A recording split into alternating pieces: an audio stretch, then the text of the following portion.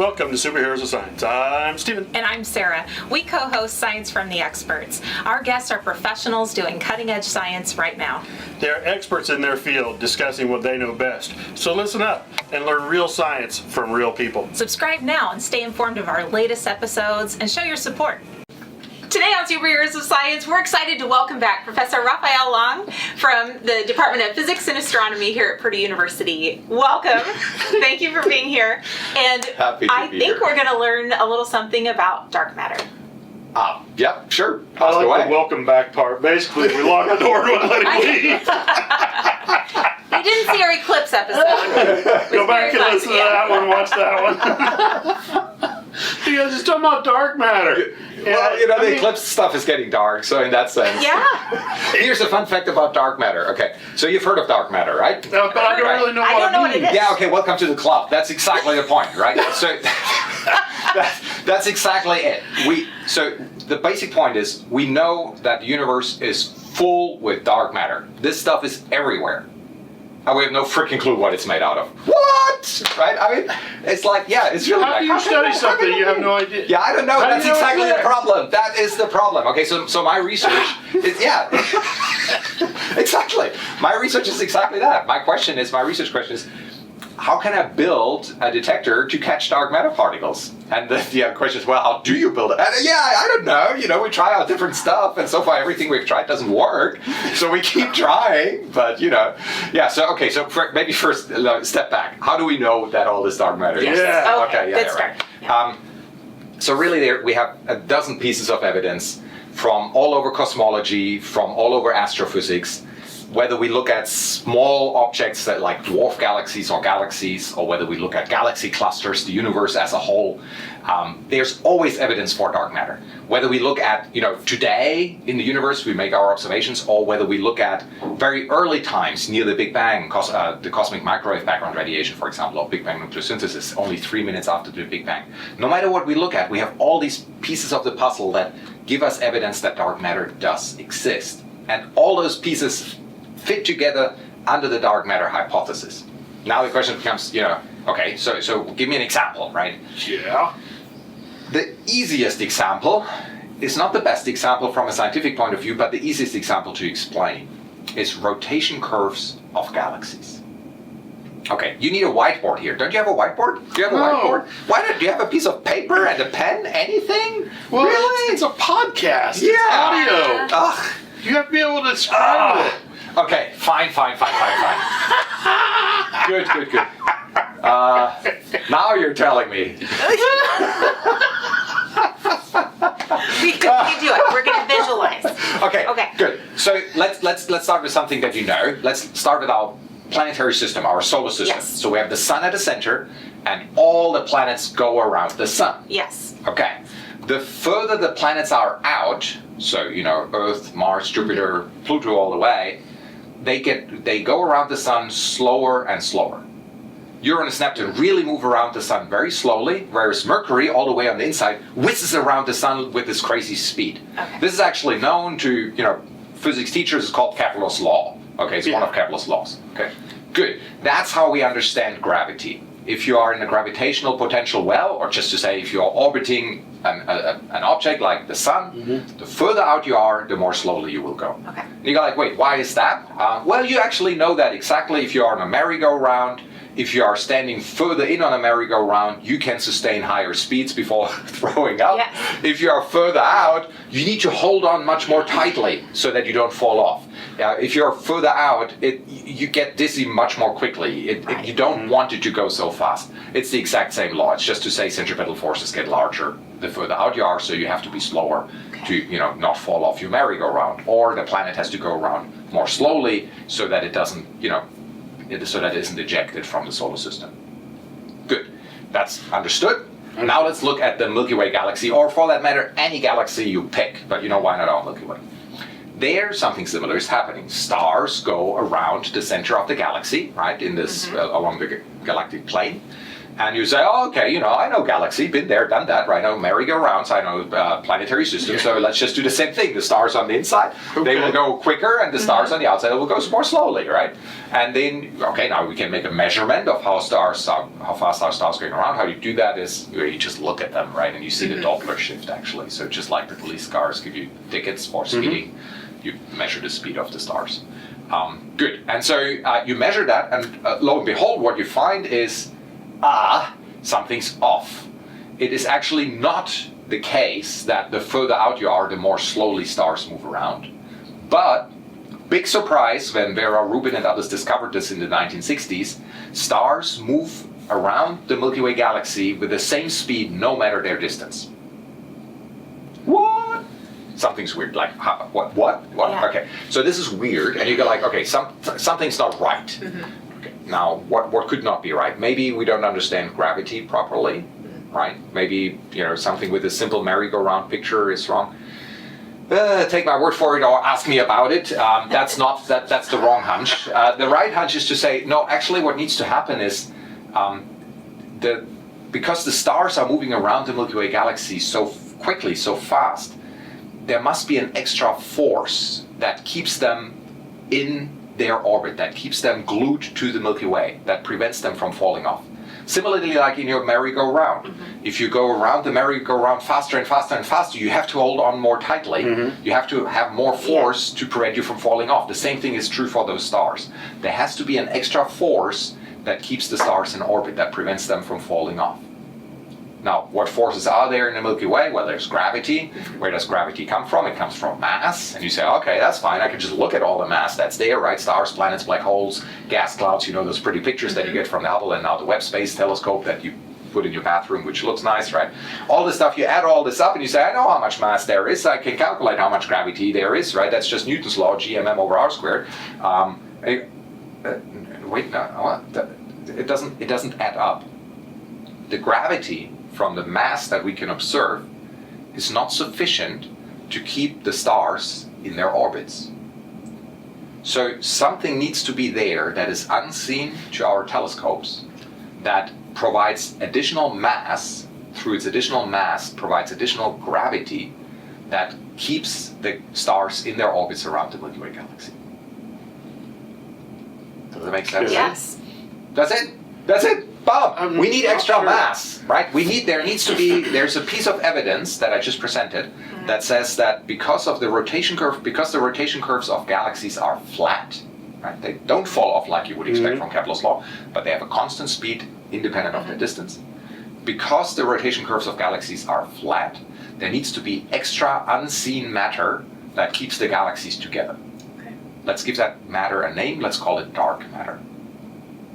Now, that's one piece of evidence, and it's the one that's closest to our home. If we look at our planetary system, there's no real evidence for it there. The dark matter is too diffuse to play a role there.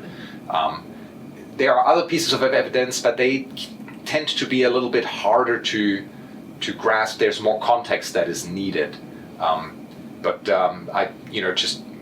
know if I want to even mention a few. If we can look at galaxy clusters where galaxies are orbiting each other. And there too, you can imagine if they don't move fast enough, they would all, crash into each other and collapse. If they are moving too fast, they would just fly apart. And so the fact that, there are galaxy clusters tells you that galaxies have to move just right with a speed that is just right. So it's not too fast to explode and not too slow to crash into each other. The technical term is the virial theory applies. Ooh, that was a buzzword. Who cares, right? So just avoid being right. If they are too slow, they would crash into each other. If they are too fast, they would fly apart, right? If they are faster than the escape speed, for example. And so from that, again, you can calculate. You can watch. You can measure how fast they are. So you can calculate how much gravity there should be. But then you look at the mass that you observe and it cannot provide enough gravity than what should be there. So there has to be extra mass. There has to be extra matter in galaxy clusters. Again, another piece of evidence for dark matter. But so it seems like dark matter is just a name on something that we're assuming is there to explain what we don't understand. That's how it started. Yes. Absolutely right. Philosophers get a kick out of that because it's not a pre-hypothesis, but it's a post-thesis. But today, the situation is a bit different. Fast forward by 50, 60 years from those measurements the first measurements that indicated that something was wrong was already in the 1920s, 1930s, 60s really, just really took off. But since then, a lot of other measurements have been made as well where stuff just doesn't add up right. Specifically, one very important one is, for example, the cosmic microwave background radiation. I actually don't know, is the cosmic microwave background radiation part of the curricula at schools? Well, the electromagnetic spectrum is. So Yes. Yeah. High school wise. Okay, I'll explain it and you'll cut it out because it's probably a bit over the top, but nonetheless, maybe you have some geeks and they'll like it. So here's what goes on. So the universe in the Big Bang was super hot. Okay. Now we know anything that is hot gives off thermal radiation, right? You can feel it if you are near a heating oven. You don't actually, So okay, so the universe did that too, and this radiation, since the universe has cooled, so it is cooler, but that radiation is still around because where should it go, right? The universe is everywhere, right? So that radiation has to be around still, and so we can look for that. It has cooled down to. This radiation was emitted when the universe became transparent. This is when it was orange, so temperatures of a few thousand degrees. By now, this temperature has cooled to 2.3 Kelvin. So 2 degrees Celsius above, 4 degrees Fahrenheit above absolute zero. And we can measure and watch and observe and yet detail this radiation in microwaves. So there's big satellites that are going up that map this out and essentially observe the universe as it looked like when it was only 300,000 years old. This is when this radiation got emitted. That's when the universe was orange. That's when the plasma turned into, essentially somebody turned off the light bulb. It cooled so much that the light bulb turned off. And so the universe became transparent. And we can study that radiation very well. And that's actually great. For starters, this radiation, the fact that this radiation exists was a prediction from the Big Bang Theory. And it's one of those many, many pieces of evidence that show us that the Big Bang Theory is actually right. It's the right thing. Because there were a lot of things that were predicted that turned out to be correct. And so this is one of those predictions. Today, what we can do is we can study that in great detail. What people do is they do something like, we study what is called the power spectrum. That's again a fancy term. Maybe you've heard of a Fourier transformation. It's something similar. You look at, in a Fourier transformation, you look at which frequencies is something going on. Here, this is a two-dimensional map of the universe that, look at the sky. And so we look at not this function of frequency, but this function of angular scale. It's called the power spectrum. But it's essentially the same idea that with the Fourier transform. We just look at where is there power in the structure of the universe. And what we find from that is very clearly that there has to be a component to the early universe where matter, not only, matter does its thing and it wobbles around and it sloshes around in the early universe because it's all expanding, but there has to be a component of the matter that doesn't interact with that light. So even there, it's a bit hard to explain just in words, and given the context. The point being that even 300,000 years after the Big Bang, there's light emitted from the universe, which we can study to infer that at this time there was 5 times more matter in the universe in a form that does not interact with light compared to all we know about. And so that's actually interesting because that gets us back to the term dark matter. Historically, the first evidence for dark matter came from telescope observations, and people just didn't see that matter in their telescopes, so they called it dark. Today, we actually learned, for example, specifically from the cosmic microwave background radiations observation, that dark is actually a misnomer. This matter doesn't interact with light at all. So it shouldn't be called dark matter, it should be called transparent matter. But dark matter sounds so much cooler. So Yes, the name sticks. So there's a lot of pieces of evidence. I just gave you a couple. There's maybe a dozen or so pieces of evidence. And the cool thing is that you can explain all those weird things going on, all those things where you go like, something's not quite right. You can explain all of them at the same time by just assuming that dark matter exists. That's the short answer to your question. Okay. Right? So just one piece of evidence of any of those wouldn't be enough to convince anybody. Yeah. But because there's a dozen different pieces of evidence, and they are vastly different. Cosmic microwave background radiation, How do chemical elements form? How do stars and galaxies move? How do galaxies move? How does the universe evolve? We study all those things, and they all require the presence of dark matter. And this is something that you're actively trying to, I want to say, prove it's there, to detect it, to...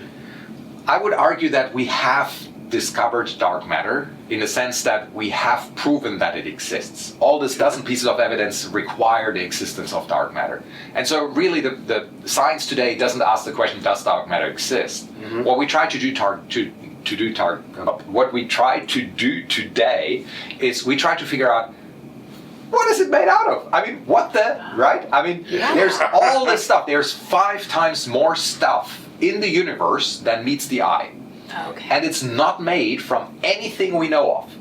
The entire periodic table of elements, all the elementary particles you have ever heard of, whether that's electrons, protons, neutrinos, muons, quarks, you name it, none of that. It has to be something completely different. It's completely outside the standard model of particle physics. Mm-hmm. It's completely outside chemistry. And we have no freaking clue what it actually is made out of. So then to take or to study that or to take any kind of readings or anything, how do you, like, what types of data or instruments, because you have to collect some kind of data, right? Yeah, exactly. But you said it's transparent to light, doesn't interact with light. Yep, I can't use a telescope, so that's out. Okay. Yep. So here's my research. Okay. What we realize is that, okay, we take our spaceship, it's called Earth, and we fly with it through the Milky Way, right? Okay. It's free, by the way. It's really cool, It's right? wonderful. It's just, and so on the way around the Milky Way, we encounter a headwind of all this dark matter. We are flying through this cloud, this halo of dark matter that surrounds the Milky Way. And by the way, there's another piece of evidence. You need that halo to make the disk stable. Otherwise, it would have been falling apart a long time ago. So we encounter this headwind of dark matter. The question that I'm asking is, could I build a machine, a detector, with which I could catch some of, dark matter out of this headwind? And the answer is we don't know, but you go like, how do you go about doing that? And this is the beauty about my research, what I really love about it. This is very basic, elementary science. It's hypothesis testing. What you do is you say, well, could it be that dark matter is made out of and if that was the case, then I predict that and so if you build a detector that would then you should see it. And I go like, okay, great, let's build a detector that and see whether your hypothesis is right or wrong. Okay, and so far all the hypotheses that we've tested came out wrong, but we have some really cool ideas that we are testing. And the good news is the detectors that we are building today, we do have the technology to test what my colleagues and I are considering our most promising hypotheses. That doesn't mean that we're going to discover something. That doesn't mean that those hypotheses are correct when I say promising, but they are popular because they are good reasons to believe that they might be true. I'll give you an example. Where do particles get their mass from? You may have heard of that. There was a particle that was discovered at the Large Hadron Collider a few years ago. That was the Higgs boson, exactly. Oh. Yeah, right. Yeah, that's right. That's just what. Okay, right. So we've just discovered the Higgs boson a few years ago. Yes, exactly. At the Large Hadron Collider, and the Higgs boson is, through this weird mechanism, is what gives particles mass. Okay, good. So elementary particles. So good. So we understand. Those people that work on that, they understand how particles get mass. Okay, cool. So I can ask this. I know that dark matter has mass, right? Okay. Because I mean that's all I see. That's right. As a matter of fact, that's one of the very few things that I do know about dark matter. Is it must have mass, right? Okay. Because I see its gravitational effects. Okay. Okay. So dark matter has mass. Normal matter that we know of gets its mass from the Higgs boson. So could it be that dark matter gets its mass from the Higgs boson as well? No, well, I don't know. We don't know. Nobody knows the answer to that question. But it's, that's a good hypothesis. I mean, why? Could be, right? Mm-hmm. Why not? If that was the case, let's just assume, let's make a hypothesis, dark matter gets its mass from the Higgs boson, just like other elementary particles that we know about, too. Good. Then, That's fantastic, because now you have a call to action. You say, well, we know that we can communicate with the Higgs boson. Hey, we've discovered it, right? We measure it routinely now. And so under this hypothesis, the Higgs boson can talk to the dark matter. So I can use the Higgs boson as a bridge from our world into the dark world. Okay. So I can calculate, or some other people can calculate, what that would mean for the interaction strength. How likely would it be for dark matter to walk this bridge and interact with us through this Higgs boson bridge? And the good news is, long story short, right now we are taking data with a detector that, if this bridge is there, should be able to discover dark matter. In other words, we are right now taking data with an experiment. This will take us a few more years. It's difficult, and it takes 150 people, and it's an international collaboration with, this is really hard stuff. I mean, welcome to science. Hey, you know about that, right? So science has to be hard. You know why? Oh Lord, I don't know where he's going with this. Well, because otherwise somebody else would have done it already. Yeah. Well, That's fair. very well put. Yeah. So simple, right? So Yeah. no, it's freaking hard. It's at the edge of what is possible by definition, right? Yeah. And so we're trying really hard. But the good news is, we do have a machine that, if this Higgs bridge exists, we should be able to walk it. We should be able to discover dark matter if this Higgs bridge exists. Or conversely put, if we don't discover it, we can make a very strong statement about, dark matter not getting its mass from the Higgs boson. Mm-hmm. At which point we would have learned something. We still, we still wouldn't have figured out what dark matter actually is, but we would have learned something. Mm-hmm. So, step by step.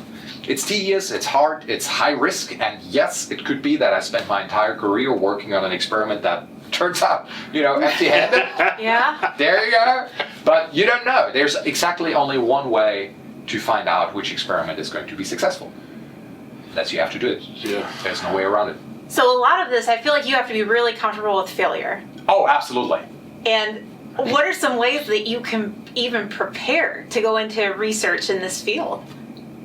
I think this is a general piece of advice that I would give. No matter, dark matter is an extreme version of that, but if you're going into research, you have to be prepared you have to accept failure, and you have to just suck it up.